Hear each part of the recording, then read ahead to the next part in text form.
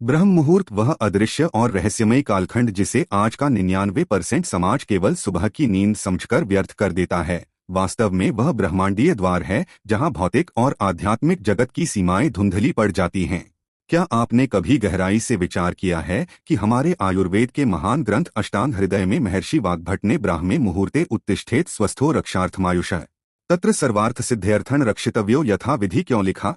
इसका सीधा और वैज्ञानिक अर्थ यह है कि जो व्यक्ति अपनी आयु की रक्षा और मानसिक व शारीरिक स्वास्थ्य चाहता है उसे ब्रह्म मुहूर्त में जागना ही चाहिए, क्योंकि यही वह समय है जब सर्वार्थ सिद्धि अर्थात जीवन के सभी लक्ष्यों को प्राप्त करने की ऊर्जा प्रकृति में मुक्त रूप से प्रवाहित हो रही होती है। आज का आधुनिक विज्ञान जिसे सर्कैडियन रिदम कहता है, हमारे ऋषियों ने उसे ब्रह्मा के साथ तालमेल बिठाने की कला के रूप में हजारों साल पहले ही सिद्ध कर दिया था। विज्ञान के नजरिए से देखें तो सूर्योदय से लगभग 1 घंटा 36 मिनट पहले पृथ्वी पर एक विशेष खगोलीय घटना घटती है जिसे नेसेंट ऑक्सीजन का प्रस्फुटन कहा जाता है। इस समय वायुमंडल में ओजोन का स्तर उच्चतम और प्रदूषण न्यूनतम होता है, जिसे शास्त्रों में शिखा वायु या अमृत वायु कहा गया है।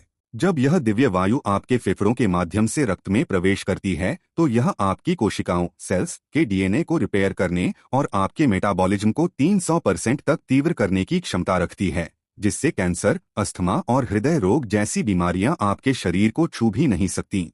99% लोग इस शक्ति से अनभिज्ञ इसलिए हैं क्योंकि वे पीनियल ग्रंथि के उस चमत्कारी स्राव को नहीं जानते जो केवल इसी अंधकारमय प्रकाश की संधि में घटित होता है। इस समय मस्तिष्क में मेलाटोनिन का स्तर गिरता है और सेरोटोनिन का उदय होता है, जिससे मन थीटा वेव्स तरंगों में प्रवेश करता है। यही वह अवस्था है जहां महान आविष्कारक अपने विचार पाते हैं और ऋषिमुनि अपनी सिद्धियां प्राप्त करते हैं। ऋग्वेद का वह गुप्त मंत्र कहता है, उशस्तचित्रमा भरास्मभ्य वाजनीवती येन तोकंच तन्य च धाम है, अर्थात हे दिव्य उषा ब्रह्म मुहूर्त हमें वह अद्भुत और ओजस्वी शक्ति प्रदान करें जिससे हमारी बुद्धि प्रखर हो और हमारी संतानें तेजस्वी बने। चौंकाने वाली बात यह है कि इस समय पृथ्वी का चुंबकीय क्षेत्र मैग्नेटिक फील्ड सबसे अधिक स्थिर होता है, जिससे आपके द्वारा किया गया कोई भी संकल्प या अफर्मेशन सीधे आपके अवचेतन मन की गहराइयों में जाकर ब्रह्मांडीय पटल पर अंकित हो जाता है।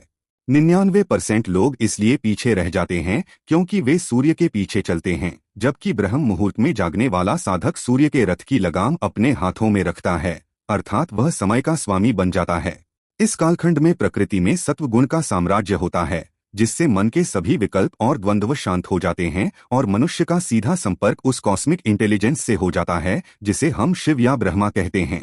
स्कंद पुराण की वह कठोर चेतावनी आज के युवाओं के लिए अत्यंत आवश्यक है। ब्राह्मे मुहूर्ते या निद्रासा पुण्यक्षयकारिणी, यानी इस समय की गई 1 मिनट की नींद आपके जन्मों के संचित पुण्यों का नाश करती है, क्योंकि यह समय उपभोग का नहीं बल्कि उत्सर्जन और सृजन का है।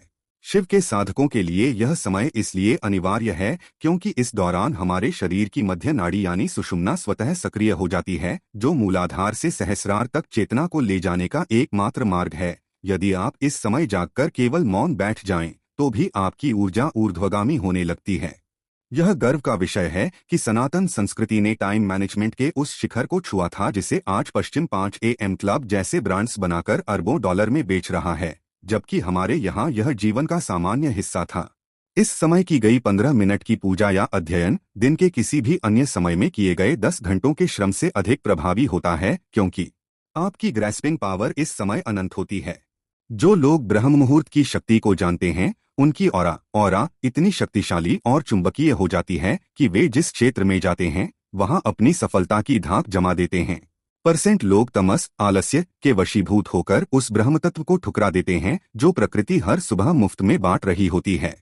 यह समय स्वयं के साथ संवाद करने का, ब्रह्मांडीय संगीत अनाहता नाडा को सुनने का और अपनी तीसरी आंख की सक्रियता का है। हमारी संस्कृति महान है क्योंकि उसने हमें समय का दास नहीं बल्कि महाकाल का पुत्र होना सिखाया।